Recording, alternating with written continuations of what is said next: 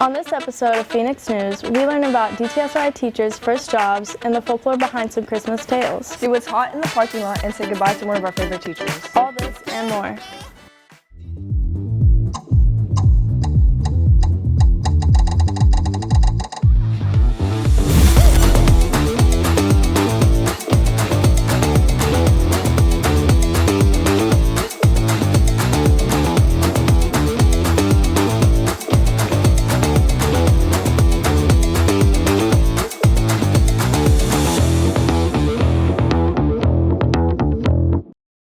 Welcome back to the first Phoenix News of 2025. I'm Samantha King. And I'm Addison Huckins.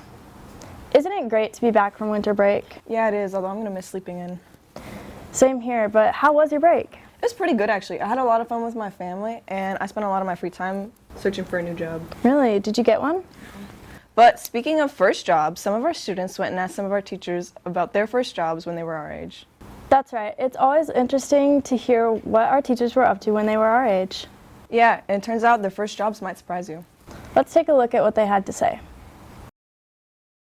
My first job was teaching swimming lessons. I was actually a waitress. I was in charge of watching the kids after school. My first official job was when I was 15. I worked at a pottery studio. My sister and I would drive to different farmers. We lived out in the country, so a lot of the farmers had swimming pools, and we would drive to their house and teach swimming lessons to their kids. We had our own little business. It was a little country music show, and they had a restaurant. And so I was a waitress, waited tables. I got hired to basically just babysit until they could pick them up. I loved it because it was really fast-paced, and I like that fast-paced environment. And then bonus, they had music shows. So you got to listen to live music while you're walking around, you know. That was one of the first times I was given responsibility to take care of people, children younger than me, and it just felt very adult of me and I think I was a sophomore in high school, so it was just the first time I felt like I was responsible for others and that I could actually be a teacher later in my life. I guess I loved working birthday parties and helping people create something that turned out even better when they picked it up, because it was a paint your own pottery studio, so they had the ceramic pieces that were already there, and then people came in and they painted them. So just helping them make the piece look better and being able to guide them and instruct them and how to make that good piece. That was fun. Oh, my current job, way more. I mean, yeah, about 1,000 times more. Do you like your job right now? Oh, I do. I do. There are moments, every day is different, and the students make it really fun. So. Current, for sure. I could do my current job all day, but not kindergarten classrooms. It kind of fell into my lap. I was a microbiologist, and it was for Walmart, but they went with a different lab in a different state. So they wanted me to move to Chicago, and I wasn't willing to move. So I started subbing because I needed to make some money, and there wasn't a lot of microbiology jobs around. And so with that said, as I was subbing, things just kind of started falling into place, and I ended up getting my non-traditional teaching license, and here I am. For the first couple of weeks, I got put in a kindergarten classroom, and I would change that because they were crazy, and I clearly prefer older ages than the little ones. I just remember being so embarrassed and disappointed in myself when it was my first time to ever have like W-2s and W-4s and like filling out all of the important government forms that you have to fill out to get a job. And I like to have considered myself an intelligent person at that time, especially. So when I looked at these forms, they were basically in a totally different language that I didn't understand. And I remember looking at them and being ashamed, knowing I had to ask my dad to help me fill it out later. I just hated that feeling. Since we're on the topic of teachers, we have a teacher who recently became fascinated with some unusual stories. That's right, our 12th grade English teacher, Mr. Barnett, has been using collections of Stephen King's short stories to make their lessons more engaging. Let's see what he and his students thought about this.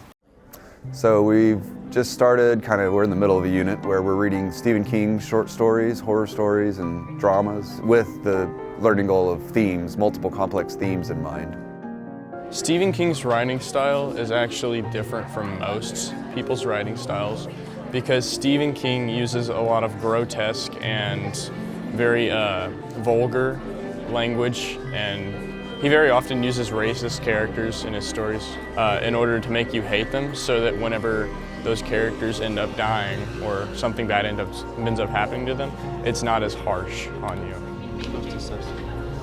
I haven't read a whole lot of his work, but I was just looking through what at first I was going to do Edgar Allan Poe, and then the thought came to mind, I was like, man, these kids are probably so tired of reading Edgar Allan Poe. They probably have done it every year since 8th grade. So I decided to just try reading a King story, because he's the master of horror, and read a story called The Boogeyman, and just had so much fun reading it. I thought this might be perfect, and looked at a bunch of other of his stories, read a bunch of it, and I just started to fall in love with his view of horror. He's a pretty iconic novelist. He likes his works, but they are definitely pretty intense. But I really think he's a great author, and a lot of his works are very influential, very intense. A lot of good horror stories in there. Makes it really unique when you're thinking about complex themes, and when your characters are dying, or your characters are these awful people, or they're experiencing these awful things, and just makes it interesting to think about how themes are coming from that experience. And I was just talking to a student yesterday about how maybe with Stephen King, the fact that he is being so dark and terrifying, he's trying to make life itself, normal life, seem a little bit more bright and uplifting when you think how terrible things could be, how good your life actually is compared to that. I don't know, it's made some interesting conversations about themes. Do you ever wonder how some stories were created or made up? I do. A lot of them are really interesting and would take a lot of creativity to come up with, and not just Stephen King stories either. Apparently, there are some very interesting tales surrounding the history of Christmas. Although the holiday season has passed, we can still embrace the spirit of Christmas by diving into the rich folklore and traditions that surround it. With this, we have Phoenix producers Ray Watkins and Travis Ramirez, who have shared some of the folklore with us. Saint Nicholas was a 4th century saint canonized by the Catholic Church as the patron saint of children. Although he had been named a saint since 1446, he wasn't associated with Christmas until 1822, when a minister named Clement Clark Moore wrote and published a poem entitled "'Twas the Night Before Christmas" in a nationally syndicated newspaper. It was the first depiction of Saint Nick as a jolly gift giver who rides a sleigh and climbs down chimneys. The poem was so popular that people began to associate it with the legend of Father Christmas, a separate folklore figure that coincidentally shared a lot of traits with Saint Nick. By 1830, Santa Claus was a popular character among children.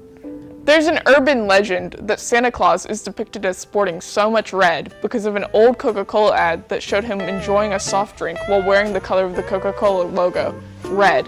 While this tale would be an interesting testament to the power of marketing, unfortunately, this particular story is inaccurate.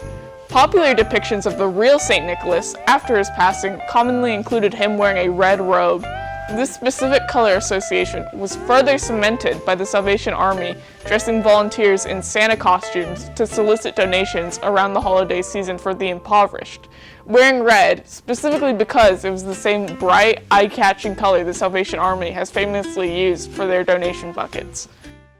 One of the obscure characters that you still might have heard of is Krampus, a half-man, half-goat originating from Austrian folklore. He was often depicted as the opposite of Santa Claus. Where Santa would bring good children gifts, Krampus would kidnap bad children and hit them with a large branch. Other variations of his character include him kidnapping children to eat them or scare them into acting right. He was often used by parents to scare their children into good behavior, lest they be taken away by him. A more modern Christmas figure is that of Rudolph, a red-nosed reindeer who's the youngest of Santa's reindeer.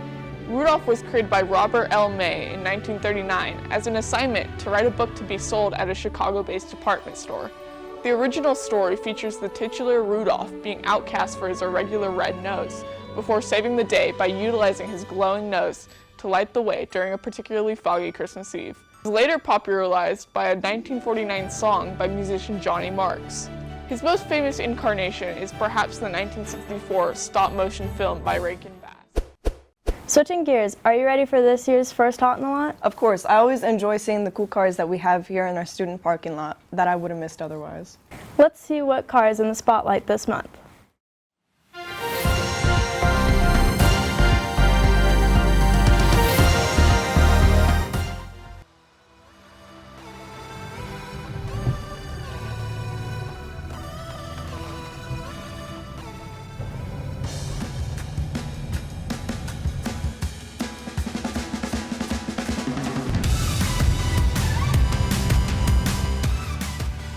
I got the car last year in 2023. I think it was midway throughout the year I got my car. And I got my license in January, so I was able to start driving in January.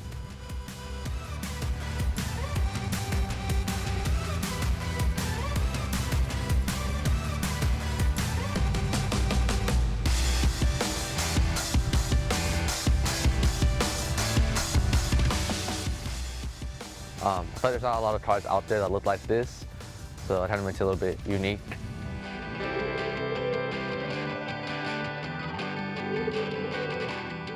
So for the most part, I kind of hope to keep it a little bit stock, so probably won't add too much to the interior of my car. I do want to add the LED lights eventually though, kind of surrounding the car. But apart from that, I don't think I really do much to it.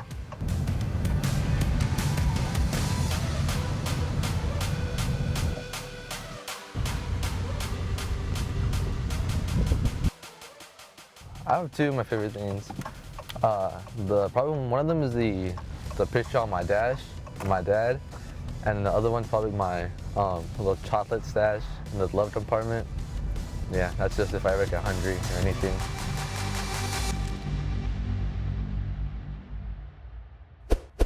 Wow, that was a cool car. Absolutely. It's always fun to see what unique rides are parked here in our lot, and I wonder what we'll see next month.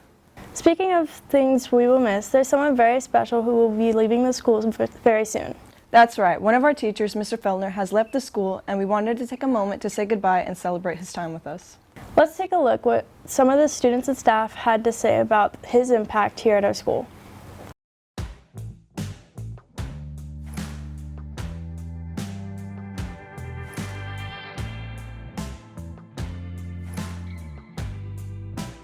The first time I had him in 7th grade, I had him for my first semester here at SOI, and it was like my favorite class ever. And then the second semester, I would just leave my classes and go hang out with him in his class just because I love being in that class so much, and it was so much fun. And I just love how much he's taught me over the years. Like, even though I don't have his class anymore, like, I still go see him and we still talk a lot. And I just love how much he feels more of just a teacher, but he's also just a friend.